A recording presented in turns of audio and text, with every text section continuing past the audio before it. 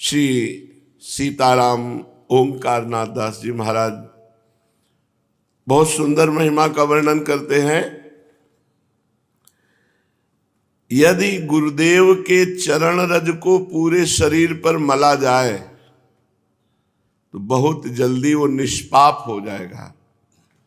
इस शरीर में प्रधान 4 अस्थियां हैं, मोटी मोटी, ऊपर से नीचे तक 4 हड्डियां हैं।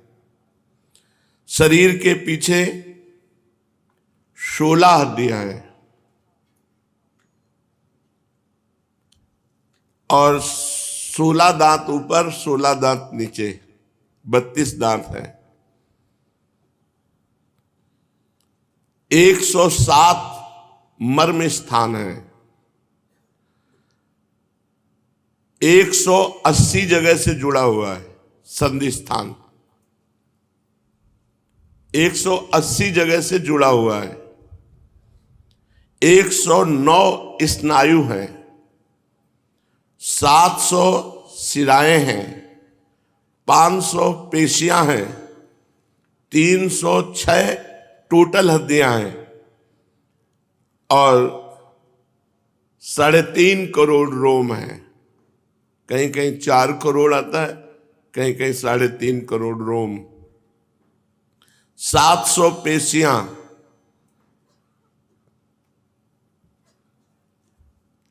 8 पल रस,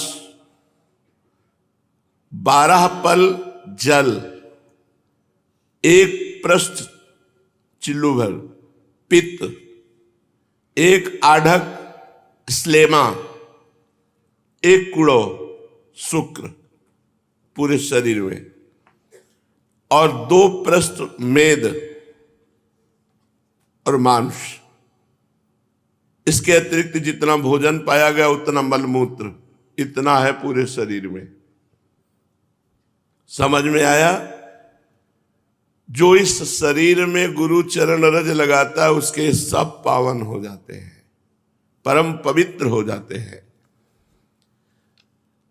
महाराज जी कोई कहते हैं गुरु करने की जरूरत क्या है?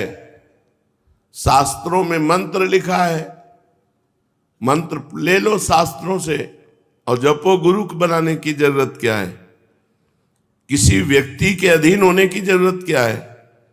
किसी के दासत्व को स्वीकार करने की जरूरत क्या है?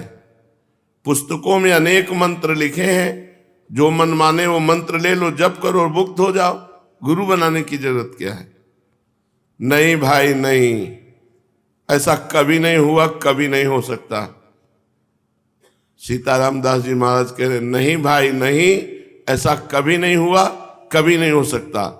गुरुम विनायस्तु मूढ़ पुस्तकादि विलोकनात् जप बंध समाप्नोति किल्बिषम परमेश्वरी। न माता न पिता भ्राता तस्य को वा गति प्रिय गुरुरेक वरारोहे पाप नाशति क्षणात् अतएव प्रयत्नेन गुरु कर्तव्य उत्तमः। हे महेश्वरी, जो मूढ़ व्यक्ति बिना गुरु के श्रीमुख से निकले हुए नाम मंत्र को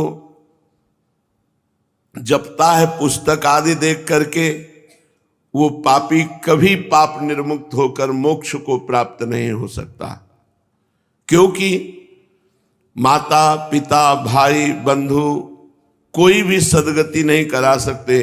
एकमात्र गुरु के श्रीमुख से निकला हुआ नाम, एकमात्र गुरु के श्रीमुख से निकला हुआ मंत्र।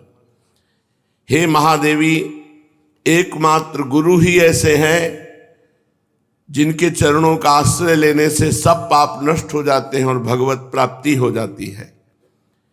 अन्य तंत्रों की साधना, मंत्रों की साधना और गुरु बनाया नहीं तो कभी वो साधक अध्यात्म की उन्नति को प्राप्त नहीं हो सकता। वो अधिकारी ही नहीं है मोक्ष का। गोस्वामी तुलसीदास जी ने इसी भाव को लिखा है। चाहे शिव बिरंची सम होई गुरु बिन भवनिधि तरय न कोई। चाहे भगवान शंकर और ब्रह्मा के समान हो, बिना गुरुदेव का वर्ण किए वो परम पद को प्राप्त नहीं हो सकता। एक ब्रजवासी आए थे, उन्होंने कहा कि हमें एक छोटी सी शंका है, आप निवारण कर दीजिए। भगवान ने कहा है ब्रजवासी जीवन मेरे प्राण, तो जब हम भगवान के प्राण हैं तो हमें गुरु बनाने की जरूरत क्या है? जगत गुरु ब्राह्मण, ब्राह्मण गुरु सन्यासी, सन्यासी गुरु अविनाशी, अविनाशी गुरु ब्रजवासी, मुझे गुरु बनाने की जरूरत क्या है? हाँ, ये तो धन्य बात है, परम मंगलमयी बात है, इसको काटा नहीं जा सकता है। पर आप थोड़ा ध्यान दीजिए, स्वयं भगवान श्री कृष्ण जिनके बल पर आप कह रहे हैं, वो जब अवतार लेते हैं तो उनकी श्वास के प्रश्वास से 4 वेदों का प्रादुर्भाव हुआ। जाकी श्वास वेद श्रुति चारी, सो हरि पढ़े ये अचरज भारी। स्वयं संदीपनी जी को गुरु बना करके भगवान श्री कृष्ण अध्ययन कर रहे हैं। स्वयं वशिष्ठ जी को गुरु बनाकर भगवान श्री राम अध्ययन कर रहे हैं। तो मुझे लगता है कि जब भगवान स्वयं अवतार लेकर के गुरु का वर्ण करते हैं तो हम लोग भगवान के घर परिवार सुहृद संबंधी, भाव संबंधी जो भी है, हमें गुरु का वर्ण करना ही चाहिए। बिनु गुरु भाव निधि तरय न कोई, चाहे शिव बिरंच सम होई। इसका कारण क्या हो सकता है? बिना गुरु के तर नहीं सकता, क्योंकि सिद्ध मंत्र गुरुदेव जागृत करके देते हैं और अपनी शक्ति उसमें प्रदान करते हैं, और अहंकार का नाश होता है क्योंकि उसे हर समय गुरु कृपा नजर आती है। जो गुरु मंत्र देते हैं, नाम देते हैं, वो चैतन्य युक्त होता है। पीछे नाम महिमा में सुना सबीज नाम और निर्बीज नाम। जो अपने मन से नाम जपा जाता है वो निर्बीज नाम होता है, वो नाम गुरु की प्राप्ति कराएगा। जो गुरु नाम देता है वही नाम दे दे, उस सबीज नाम भगवत प्राप्ति कराता है। जब गुरु मंत्र देते हैं तो चैतन्य युक्त करके शिष्य को शक्ति प्रदान करते हैं।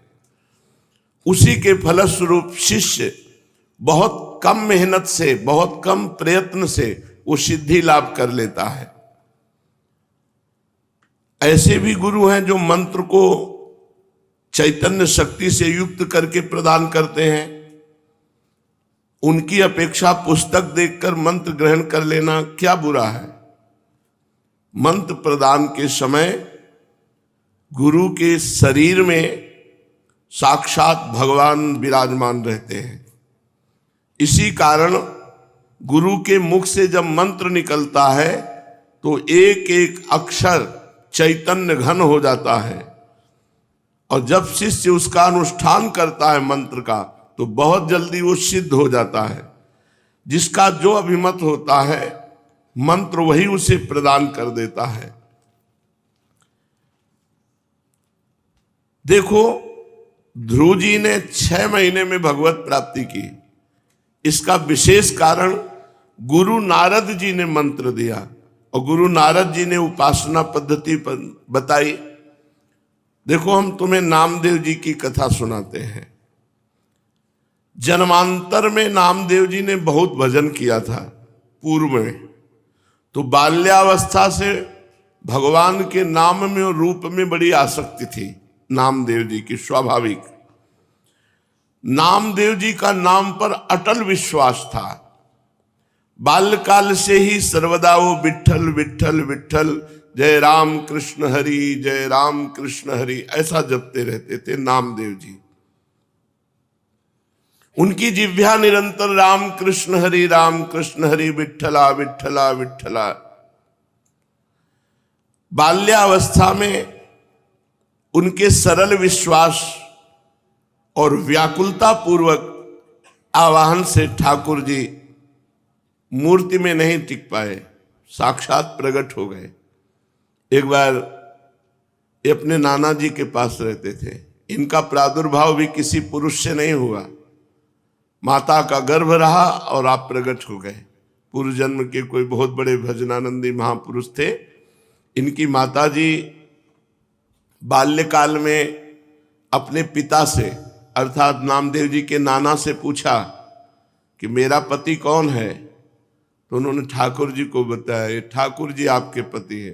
तो बाल्यावस्था से उन्होंने दृढ़ निश्चय करके वैसे ही व्यवहार जैसे एक नवकिशोर पुरुष से किया जाता है वैसे ही ठाकुर जी पर दृष्टि रखना, और वो दृष्टि माधुर्य भाव से रखना, श्रृंगार भाव से, कांता भाव, प्रभु मेरे पति हैं।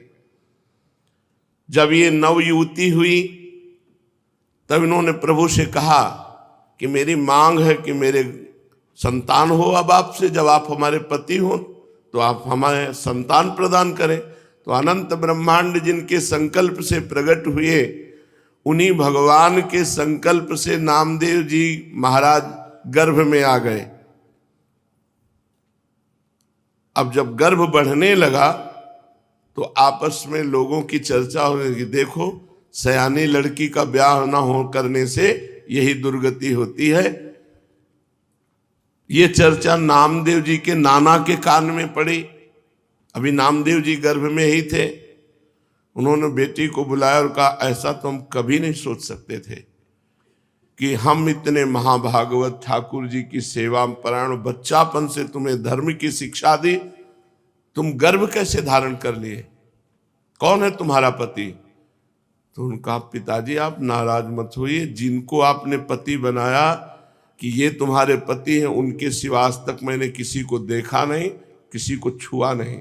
ये गर्भ मैं भगवान को साक्षी करके कहती हूँ कि भगवान का ही है, इन्हीं का दिया हुआ है। बड़े प्रसन्न हुए, बोले अब मुझे किसी की परवाह नहीं कि कौन क्या करता है। तब नामदेव जी प्रकट हुए। ये बचपन से ही विठ्ठला विठ्ठला विठ्ठला। अब नामदेव जी जैसे जैसे होश में आने लगे तो नाना जी को सेवा करते देखते ठाकुर जी की, श्याम सुंदर की, उनके भी मन में आता, छोटे बच्चे थे, नाना जी मैं भोग लगाऊं, नाना जी मैं ठाकुर जी को स्नान कराऊं।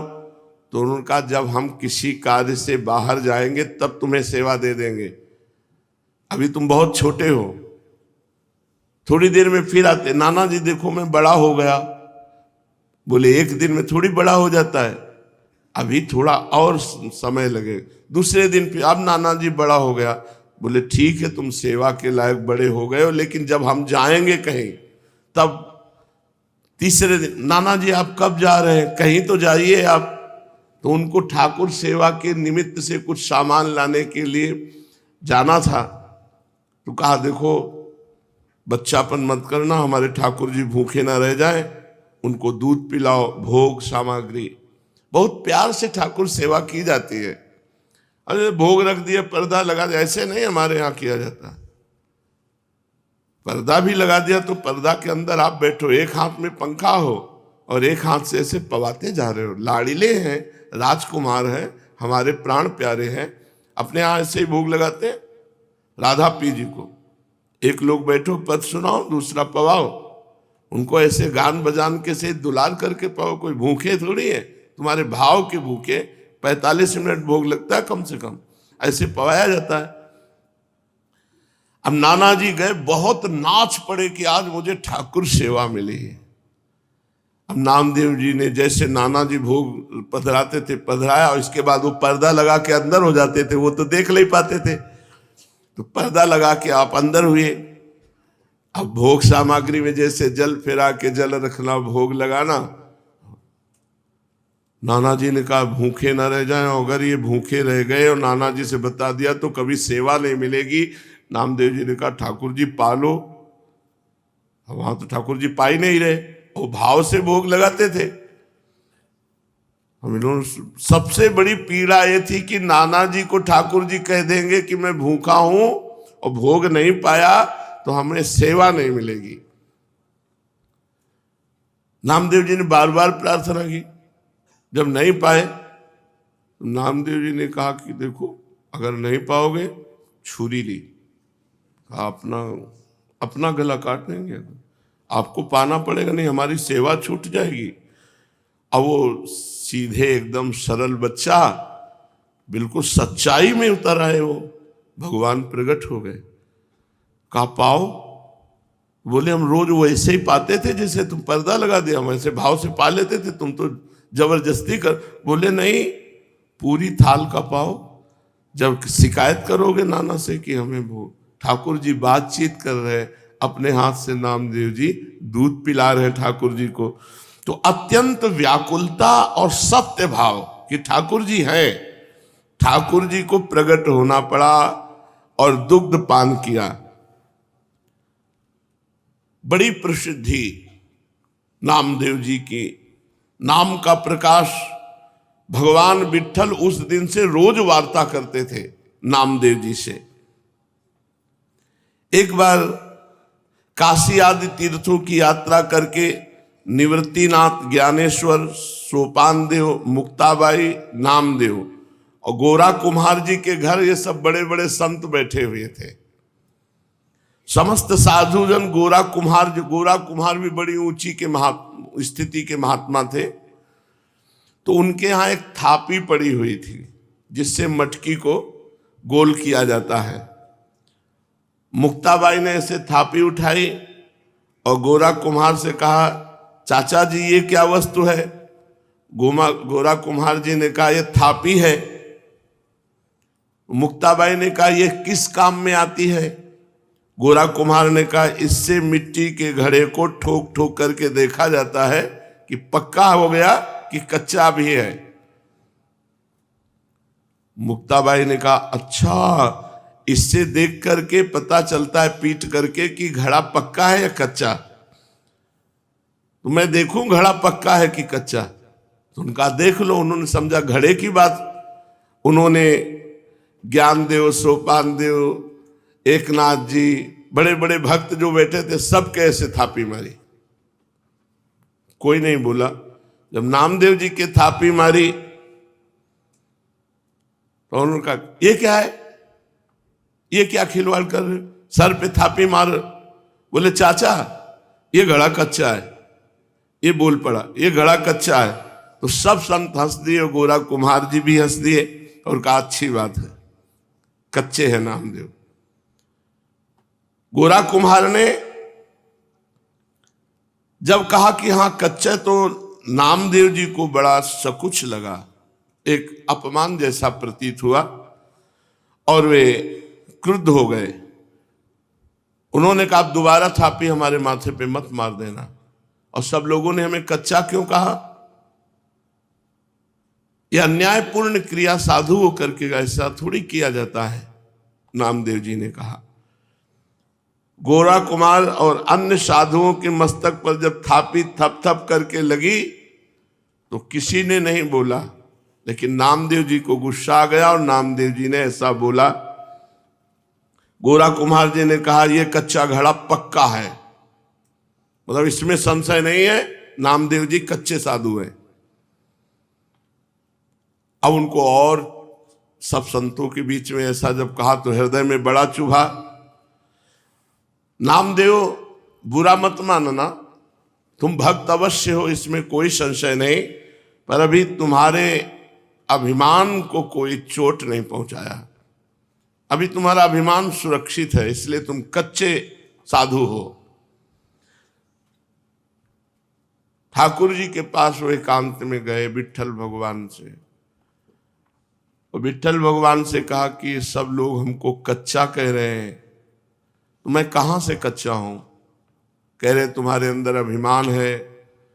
हमने वहां सभा में पूछा कि तुम कैसे कह सकते हो मैं कच्चा हूं? तो हमें जब भगवान साक्षात हमसे बात करते हैं तो कच्चा कैसे? तो उन्होंने कहा, तुम निगूढ़ा हो, तुमने अभी तक गुरु नहीं बनाया, इसलिए तुम कच्चे हो।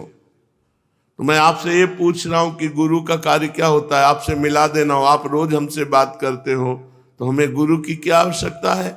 नामदेव जी ने कहा। नामदेव जी अत्यंत दुखी पंढरपुर भगवान श्री विट्ठल जी से ऐसी जब प्रार्थना की तो विट्ठल भगवान ने कहा कि जो संतों ने निर्णय किया वो सच्चा निर्णय किया है, तुम अभी कच्चे हो। अब तो और जलन पैदा हो गई। अभी तक तो संत कह रहे थे, भगवंत भी कह रहे हैं, तो प्रभु बताओ मैं पक्का कब होऊंगा? क्योंकि मैंने आपके सिवा किसी को कुछ नहीं माना, आप ही सब कुछ हमारे हो। देखो, जब तक तुम गुरु को स्वीकार नहीं करोगे तब तक तुम चाहे हमारे गले लगो, हमसे बात करो, हमारे संग खेलो, तो भी तुम कच्चे ही रहोगे। हम तुम्हारे साथ सदैव रहते हैं, किंतु इस पर भी तुम्हें किसी मनुष्य देहधारी पुरुष को गुरु रूप स्वीकार करके उसके सम्मुख साष्टांग दंडवत होकर उसकी शिक्षा ग्रहण किए बिना तुम पक्के साधु नहीं हो सकते। क्योंकि तुम्हारा अहंकार जो कहते सुरक्षित है।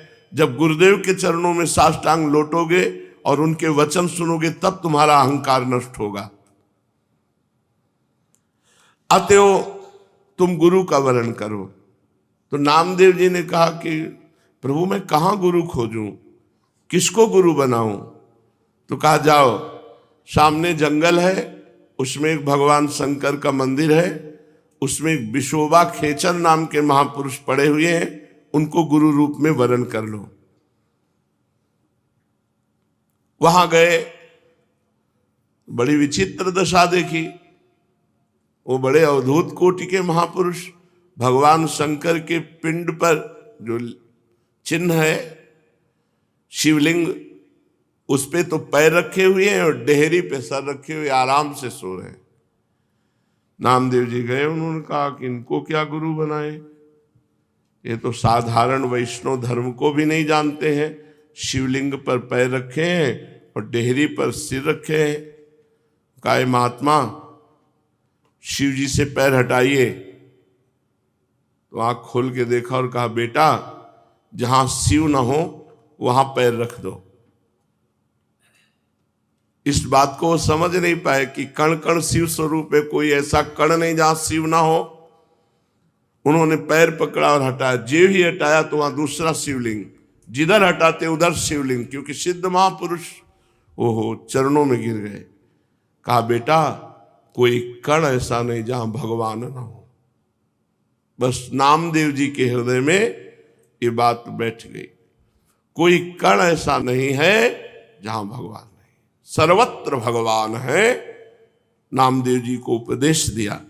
नामदेव जी ने विशोबा जी के चरणों में आत्मसमर्पण कर दिया। नामदेव जी विट्ठल भगवान को केवल मंदिर में ही मानते थे। एक दिन एक कुत्ता वो ठाकुर जी के लिए भोग बना रहे थे, रोटी बना के ऐसे रखी, घी गरम कर रहे थे, वो रोटी लेके भागा। गुरुदेव की बात याद आई, कोई कण ऐसा नहीं जहां श्री भगवान न हो। तो कुत्ते में भी भगवान है। कटोरा घी का लेके पीछे भागे चले जा रहे, प्रभु रूखी मत खाओ, घी चुपड़ा लो। नाथ अब हमसे छुप नहीं सकते, गुरुदेव की कृपा हो गई, आप ही हो। कुत्ते में भगवान को ढूंढ लिया।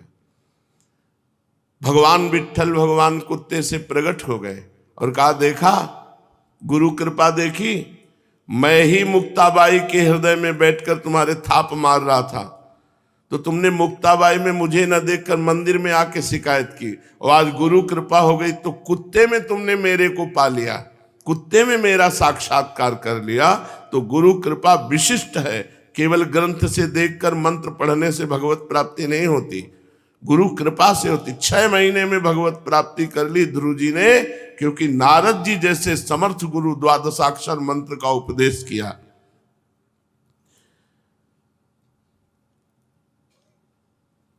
पांडुरंगा के आदेश से नामदेव जी सिद्ध महापुरुष हो गए। सर्वत्र भगवान का। एक बार भूत प्रकट हुआ तो उसमें कहा जय हो लंबकनाथ, बहुत लंबा चौड़ा भूत, उसमें विट्ठल भगवान को देख लिया। नामदेव जी के निरंतर अश्रु चलता रहता और गुरु प्रताप से वो सर्वत्र भगवान का साक्षात्कार करते। अचित चित ईश्वरहा, चेतन अचेतन सब कुछ भगवान है, ऐसा नामदेव जी को दर्शन होने लगा। व्यास पाराशर आदि महर्षि गण ने चेतन अचेतन सब कुछ भगवत स्वरूप लिखा, भगवत स्वरूप देखा। इसलिए नित्य गुरु की आज्ञा में रहे। प्रकृति अविकृति विश्वयोनि शुभा नाना वर्णात्मिका अजा त्रिगुण सुनिलया अव्यक्ता निर्व्यापारः परार्था महदमितसु, ऐसी दिव्य माया शक्तियों का पार पाकर वो परम पद का अधिकारी होता है जो गुरुदेव के चरणों का आश्रय ले लेता है। इस प्रकार चेतन अचेतन में सर्वत्र भगवत दर्शन कराने की सामर्थ्य केवल गुरुदेव में है। केवल मंत्र जपने से नहीं होगा कि तुम किसी किताब पुस्तक ग्रंथ से मंत्र ले लो और उसी से जपो और भगवान की प्राप्ति हो जाएगी। हमको ऐसे गुरु की जरूरत है जो आकार रूप धारण करके हमारे सामने हमको उपदेश करें, हमको डांटे, हमको दुलार करें, जिससे हम माया मुक्त हो जाएं। शिष्यस्य तद्दिनम देवी कोटि सूर्य ग्रहे समहा, चंद्र ग्रहण कालम ही तद्दिनम वरवर्णिनी, गुरोर दर्शन मात्रेण सर्व पापै प्रमुच्यते, तत्क्षणात् चलापांगी दानम कुर्याद् विचक्षयाः। हे महादेवी, जिस दिन गुरु दर्शन लाभ हो जाए उस दिन शिष्य को करोड़ों सूर्य ग्रहण में दान देने का फल प्राप्त हो जाता है। हे श्रेष्ठ वर्ण वाली देवी, शिष्य के लिए वो महान चंद्र ग्रहण के समय किया हुआ दान का फल है जब गुरुदेव से संभाषण कर ले। गुरुदेव के दर्शन मात्र से करोड़ों सूर्य ग्रहण में जो दान किया जाता है वो फल प्राप्त होता है। गुरु संभाषण कर ले, गुरुदेव बात हमसे कर ले, शिष्य पाप मुक्त हो जाता है। हे चंचलांगी, विचक्षण व्यक्ति को तत्काल ही धन, शरीर बल और विविध प्रकार की सेवाओं के द्वारा गुरु को प्रसन्न कर लेना चाहिए। वही बुद्धिमान पुरुष है जो प्राण, धन, तन, मन के द्वारा अपने गुरुदेव को प्रसन्न कर ले। गुरोः सेवा, गुरोर्व्यानम, गुरोस्तोत्रम, गुरोर्जपा, गुरोः पूजा, गुरोस्तिग्निर, गुरोर्भक्तिर्नृणाम यदि। हे देवी, गुरु सेवा के द्वारा, गुरुदेव का ध्यान करते हुए, गुरु का स्तवन करते हुए, गुरुदेव के द्वारा दिए हुए मंत्र का जप करते हुए और गुरु पूजा करते हुए, गुरु को तृप्त करते हुए कुछ भी प्राप्त कर सकता है जीव, कुछ भी प्राप्त कर सकता है। अवश्य वो सिद्ध पुरुष हो जाता है, वो जीवन मुक्त हो जाता है जो गुरुदेव की सेवा, पूजा, ध्यान। ध्यान मूलम गुरु मूर्ति, पूजा मूलम गुरु पदम, मंत्र मूलम गुरु वाक्यम, मोक्ष मूलम गुरु कृपा। श्रीमद् भागवत महापुराण प्रसंग चल रहा है। भगवान दत्तात्रेय जी 24 गुरुओं से शिक्षा लेकर के हम कैसे अवधूत स्थिति में रहते हैं इसका वर्णन करते हैं। कल कबूतर की शिक्षा तक चर्चा हुई थी। आज दत्तात्रेय जी कह रहे हैं कि मैंने अजगर को गुरु बनाया। प्राणियों को जैसे बिना इच्छा के, बिना किसी प्रयत्न के रोकने पर भी दुख प्राप्त होता है। कोई दुख नहीं चाहता, कोई दुख के लिए कर्म नहीं करता, कोई दुख के लिए प्रयास नहीं करता, पर जबरदस्ती दुख भोगना पड़ता है। ऐसे ही वो कहीं भी रहे, इंद्रिय के संबंधी सुख उसे मिलेंगे जबरदस्ती। सुख के लिए प्रयत्न न करे, प्रयत्न करे भगवत प्राप्ति के लिए। इसलिए सुख और दुख का रहस्य जानने वाले बुद्धिमान पुरुष को चाहिए कि सुख प्राप्ति के लिए प्रयत्न ना करे। जैसे बिना प्रयत्न के दुख मिल जाता है ऐसे सुख मिल जाएगा। तुम तो प्रयत्न करो भगवत प्राप्ति के लिए। बिना मांगे, बिना इच्छा के अनायास जो मिल जाए, चाहे रूखा सूखा हो, चाहे बहुत मधुर हो, चाहे स्वादिष्ट हो, चाहे अधिक हो या थोड़ा हो, बुद्धिमान पुरुष को चाहिए कि अजगर के समान उसी को पाकर जीवन निर्वाह कर ले और सांसारिक प्रपंच कार्यों से उदासीन होकर निरंतर भगवत प्राप्ति का प्रयत्न करे। अजगर से शिक्षा ली। जैसे अजगर पड़ा रहता है, प्रारब्ध वसात उसके मुंह के सामने जो आ जाता है वो अंदर चला जाता है, उसी से पेट पालन होता है। अजगर करे न चाकरी, पंछी करे न काम, दास मलूका कह गए सबके दाता राम। मलूकदास जी ने स्वयं अनुभव किया। ऐसे ही कोई संत प्रवचन कर रहे थे इसी अजगर प्रवृत्ति का, उन्होंने सुना तो उन्होंने कहा बिना किए भगवान दे देंगे? कहा हम ना पाए तो भगवान पवा देंगे? पाना तो पड़ेगा। बोले नहीं, पवा भी देंगे। बोले इसकी परीक्षा लेंगे हम।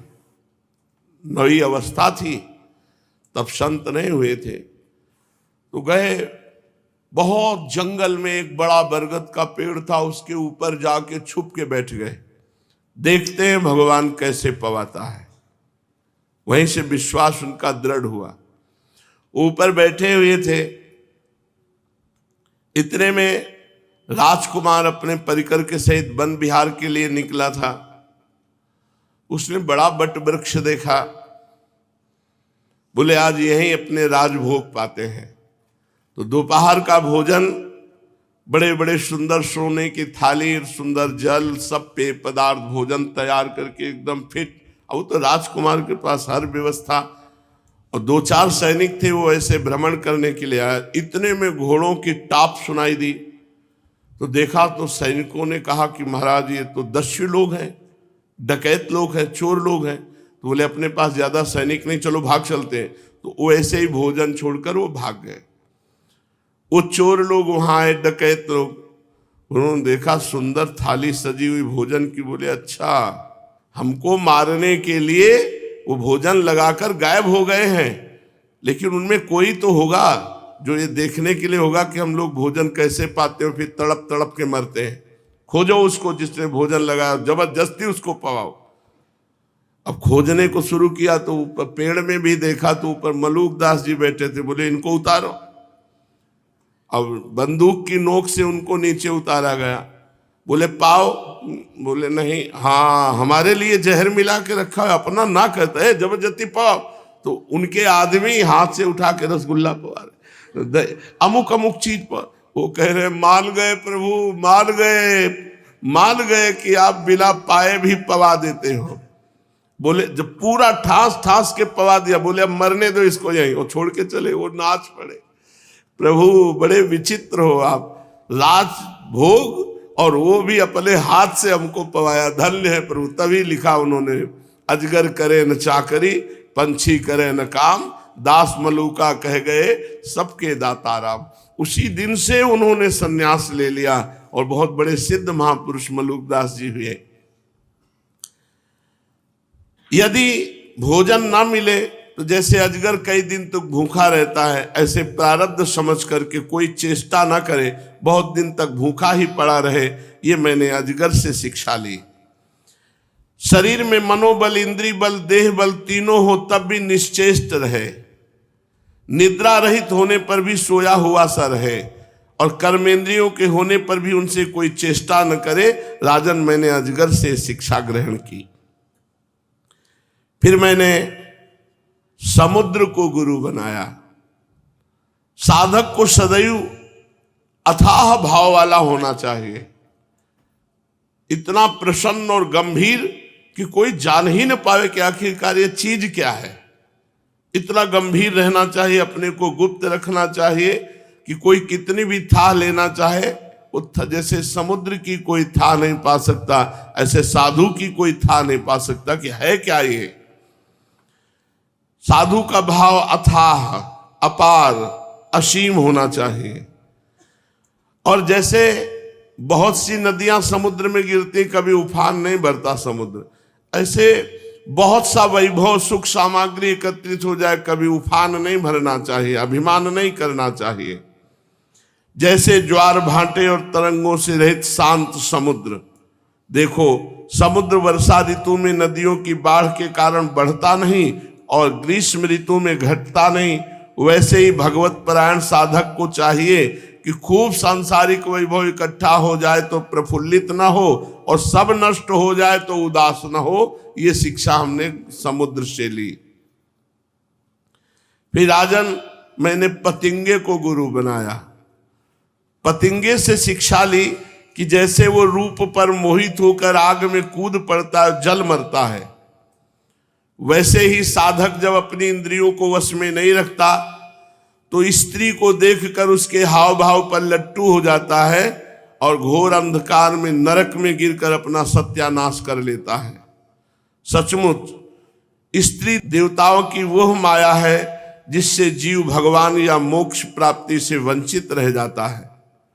जो मूढ़ कामिनी, कंचन, गहने, कपड़े आदि नाशवान माइक पदार्थों में फंसा हुआ है और जिसकी संपूर्ण चित्तवृत्ति उनके उपभोग के लिए ही लालायित है, वह अपनी विवेक बुद्धि खोकर पतिंगे के समान नष्ट हो जाता है। मैंने ये पतिंगे से शिक्षा ग्रहण की कि कभी किसी रूप पर आसक्त नहीं होना चाहिए, नहीं पतिंगा जैसे लौ पर आसक्त होकर नष्ट हो जाता है, ऐसे वो किसी रूप पर आसक्त होकर नष्ट हो जाएगा। निवृत्ति परायण साधक को चाहिए, विरक्त साधक को, कि वो भौरे के समान, जैसे भौरा कई फूलों से पराग लेकर अपना काम चलाता है, ऐसे माधुकरी वृत्ति से जीवन यापन करे। भौरे से मैंने ये शिक्षा ग्रहण की कि विरक्त संत को चाहिए कि कई घरों से प्राप्त हुए अन्न के द्वारा अपना उदर पोषण करे, थोड़ा थोड़ा कई घरों से ले ले और माधुकरी वृत्ति से युक्त। अगर वो एक घर में लेगा तो जैसे भौरा कमल में आसक्त हो जाता है तो फिर उसी में बंध जाता है और नष्ट हो जाता है, ऐसे विरक्त को चाहिए किसी एक गृहस्थ से कई दिन तक बराबर भोजन न करे। उचित तो यही है कि 5 घरों का भोजन एकत्रित करके एक बार पेट भरे, एक एक रोटी ले ले, आधी आधी रोटी ले ले। जिस प्रकार भौरा विभिन्न पुष्पों से चाहे छोटे हो या बड़े उनका सार संग्रह करता है, वैसे ही बुद्धिमान पुरुष को चाहिए छोटे बड़े शास्त्रों से उनका सार निचोड़ ले। राजन, फिर मैंने मधुमक्खी को गुरु बनाया। मधुमक्खी से ये शिक्षा ग्रहण की है कि विरक्त को दूसरे दिन के लिए कोई वस्तु संग्रह नहीं करनी चाहिए। वो पात्र में या हाथ में भोजन ले ले और जितना पेट में रख पावे उतना रख ले। अगर संग्रह करेगा तो मारा जाएगा। जैसे मधुमक्खी खूब इकट्ठा करती मेहनत करके शहद, और शहद लेने वाला आता है मधुमक्खियों को भी मारता है और शहद भी ले जाता है, ऐसे यदि विरक्त होकर धन वैभव नाना प्रकार की सामग्री संग्रह करेगा तो मारा जाएगा, काल के द्वारा नष्ट कर दिया जाएगा। उसके हृदय में इन सब से राग हो जाता है, इतना बड़ा महल हमारा, इतना रुपए, इतने शिष्य, इतना वैभव। अब मरने के समय इसी राग से उसकी दुर्गति हो जाती है। फिर राजन, मैंने हाथी को गुरु बनाया। उससे ये शिक्षा ली कि विरक्त संत को काठ की बनी हुई स्त्री का भी स्पर्श नहीं करना चाहिए। यदि वो ऐसा करेगा तो हाथिनी के अंग संग से जैसे हाथी बांध दिया जाता है वैसे बंध जाएगा। हाथी पकड़ने वाले एक ऐसे हाथी, नकली हाथिनी बनाते हैं और भारी गड्ढा करके ऊपर से ऐसे लकड़ी पाट करके उसमें हाथिनी खड़ा कर देते हैं। और जंगल में कामाशक्त हाथी जब हाथिनी को देखता है, उसके नजदीक आता है तो वहां पोला होता है, गड्ढे में गिर जाता है, उसे जंजीरों से बांध करके अपने अधीन कर लेते हैं। तो जैसे हाथिनी के अंग संग की लालसा से हाथी बंध जाता है, वैसे ही विरक्त यदि स्त्री का स्पर्श करेगा तो उसकी आसक्ति में बंध जाएगा। विवेकी पुरुष को चाहिए, जो निवृत्ति परायण है, वो स्त्री को कभी भी भोग रूप से स्वीकार न करे, क्योंकि यह उनकी मूर्तिमती मृत्यु है। यदि वो स्वीकार करेगा तो हाथियों से हाथी की तरह अधिक बलवान अन्य पुरुषों के द्वारा मारा जाएगा। फिर मैंने मधुहारी को गुरु बनाया। मधु शहद निकालने वाले पुरुष को। संसार के लोभी पुरुष बड़ी कठिनाई से धन का संचय करते हैं, किंतु वह संचित धन न किसी को दान करते हैं, न स्वयं उसका उपभोग ही करते हैं। बस जैसे मधु निकालने वाला मधुमक्खियों द्वारा संचित शहद को निकाल ले जाता है, वैसे उनके संचित धन को भी उसकी टो रखने वाला कोई दूसरा पुरुष ही भोगता है। इसलिए विरक्त को संग्रह करके अपने जीवन में अपने जीवन को नष्ट नहीं करना चाहिए। कुछ नहीं, एक पाई अपने पास नहीं होनी चाहिए। तुम देखते हो ना कि मधुहारी मधुमक्खियों का जोड़ा हुआ शहद मधुमक्खियों के खाने के पहले ही साफ कर जाता है। इसलिए हमने मधुमक्खी का शहद निकालने वाले से शिक्षा ली कि सन्यासी को कुछ भी, विरक्त को कुछ भी संग्रह परिग्रह नहीं रखना चाहिए। मैंने हरिण से सीखा कि वनवासी सन्यासी को कभी विषय संबंधी फिल्मी गाने नहीं सुनने चाहिए, विषय संबंधी गीत नहीं सुनने चाहिए, विषय संबंधी नृत्य आदि नहीं देखना चाहिए। हरिण से मैंने ये सीखा कि जैसे बहेलिया वीणा की तान छोड़ता है, उस वीणा नाद से प्रभावित होकर सब हिरन नजदीक आ जाते हैं, और बहेलिया बाण मार करके हिरणों को घायल करके अपने अधीन कर लेता है। इस बात की शिक्षा ली कि निवृत्ति परायण संत को फिल्मी गाने नहीं सुनने चाहिए, ऐसे गानों के वीडियो नहीं देखने चाहिए जिनमें माताएं बहनें नृत्य कर रही हैं, ऐसी बातें नहीं, क्योंकि उनके हाव भाव को देखकर हमारे भाव बिगड़ सकते हैं। देखो, तुम्हें इस बात का पता है कि हरणी के गर्भ से पैदा हुए श्रृंगी ऋषि स्त्रियों के गाना बजाना को ही देख करके वो कठपुतली बन गए उनके हाथ की। पीछे प्रसंग सुना चुके हैं इस श्रृंग ऋषि का। ये मैंने हिरण से शिक्षा ली कि विरक्त साधक को विषयी गाने नहीं सुनने चाहिए। फिर मैंने मछली को गुरु बनाया।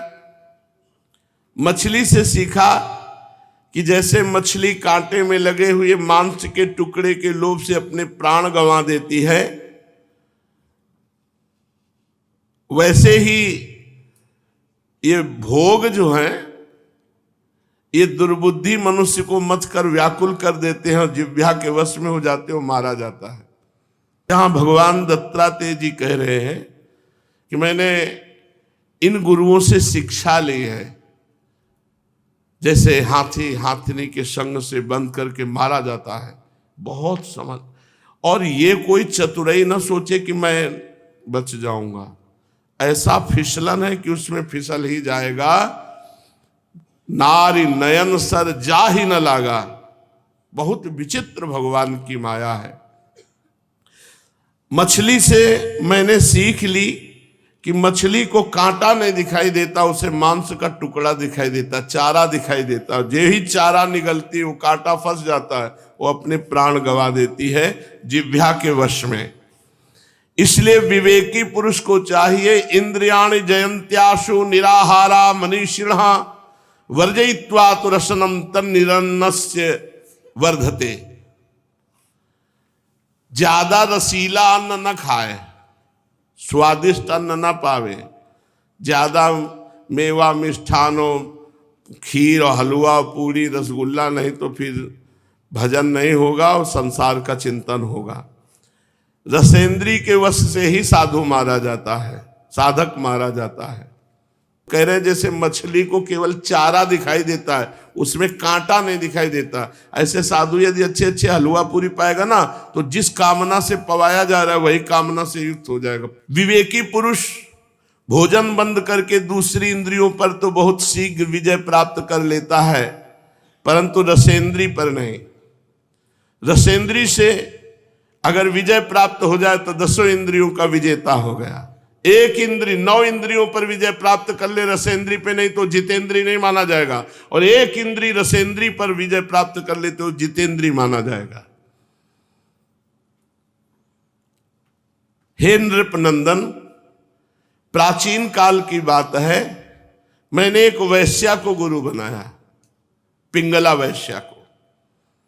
विदेह नगरी मिथिला में एक वैश्या रहती थी, उसका नाम था पिंगला। मैंने उसको गुरु बनाकर जो शिक्षा ग्रहण की, तुम सावधान होकर सुनो। वो स्वेच्छाचारिणी तो थी ही, स्वेच्छाचारिणी मतलब रोज नए नए पुरुषों से व्यभिचार करना। और रूपवती भी थी और मिथिला नगरी में रहती थी, ज्ञानियों की नगरी में। एक दिन रात्रि के समय वो सज धज करके अपने घर के बाहर बैठ गई और जिस पुरुष को देखती वो यही सोचती है मेरे पास ही आ रहा है, धन देगा और मेरा उपभोग करेगा। हे राजन, वैश्या को पुरुष की नहीं कामना थी, धन की कामना थी। आएगा, धन देगा और मेरा उपभोग करेगा। अब इतनी कामना दृढ़ हो गई कि जो पुरुष आता उसको वो सोच लेती ये मेरे पास ही आ रहा, फिर वो निकल जाता। भगवान की ऐसी लीला कि रात्रि के 12 बज गए, एक भी पुरुष उसके पास नहीं, और निकलते वहां से जो निकलता उसी के प्रति कामना हो जाती। वो संकेत जीवनी वैश्या ये सोचती कि अब की बार कोई आएगा, अब की बार कोई आएगा, हृदय जलने लगा।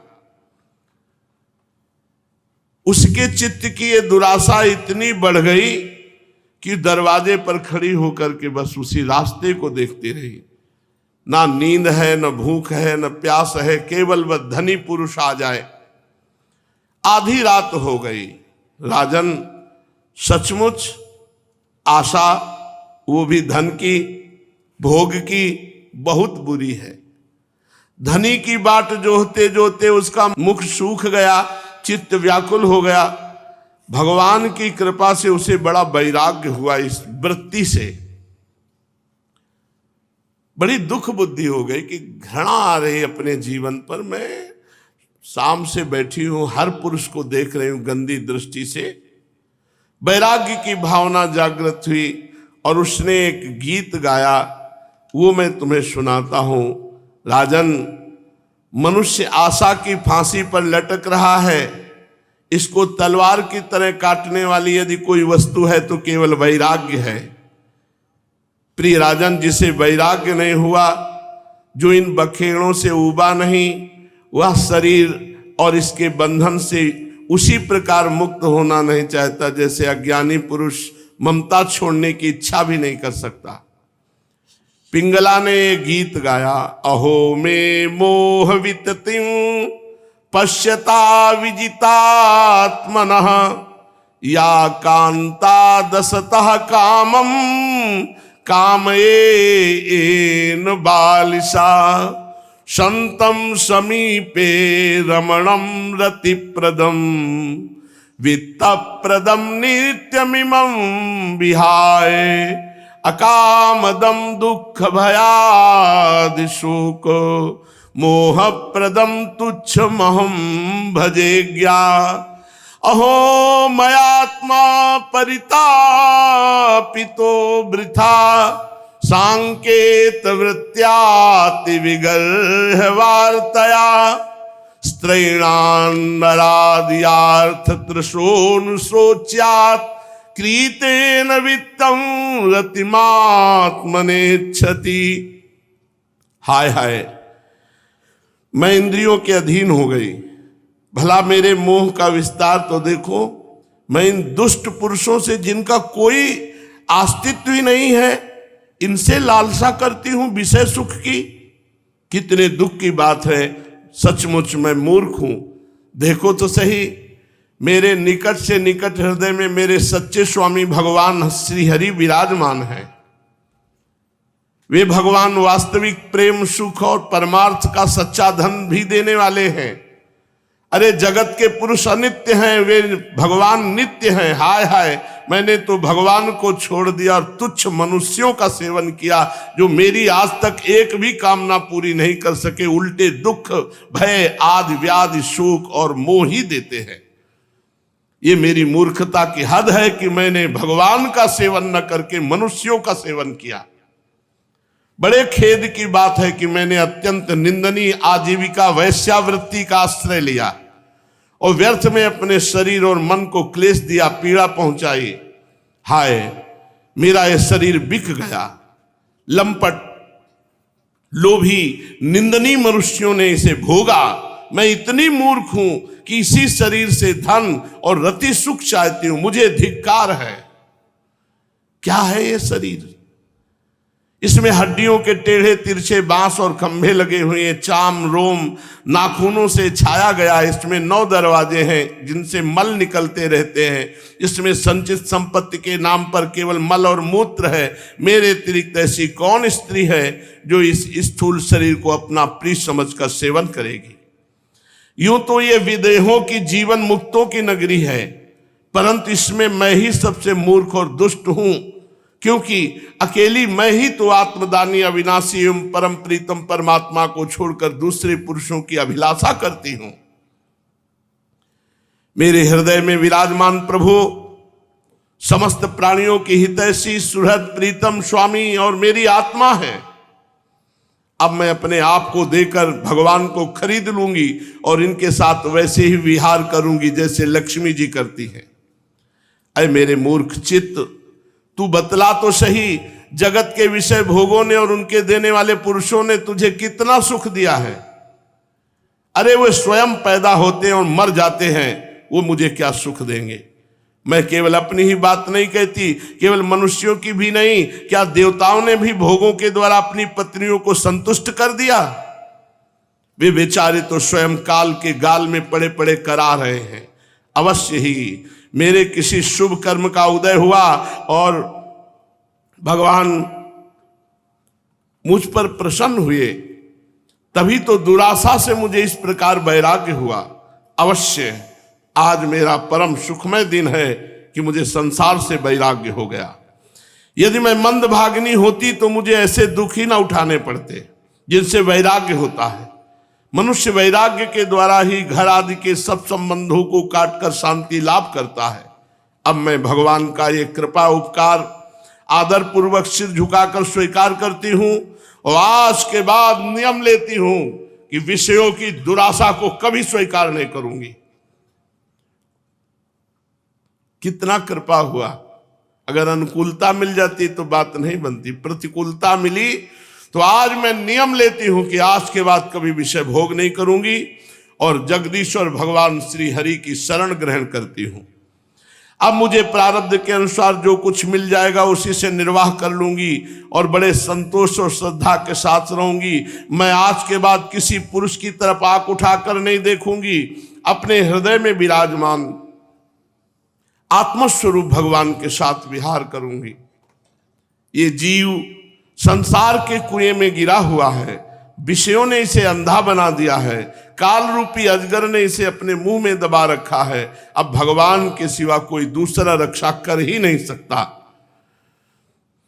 जिस समय जीव समस्त विषयों से विरक्त हो जाता है उस समय स्वयं ही अपनी रक्षा कर लेता है। इसलिए बड़ी सावधानी से ये देखते रहना चाहिए कि जगत काल रूपी अजगर से ग्रस्त है। और उसी समय अवधूत दत्तात्रेय जी वहीं खड़े थे।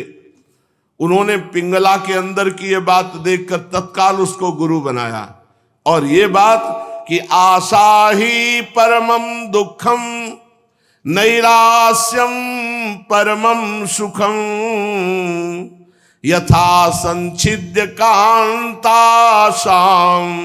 सुखम सुष्पाप पिंगला। राजन, पिंगला वैश्या ने ऐसा निश्चय करके अपने प्रिय धनियों की दुराशा, उनसे मिलने की लालसा का परित्याग कर दिया और शांत भाव से जाकर अपनी सेज पर सो गई।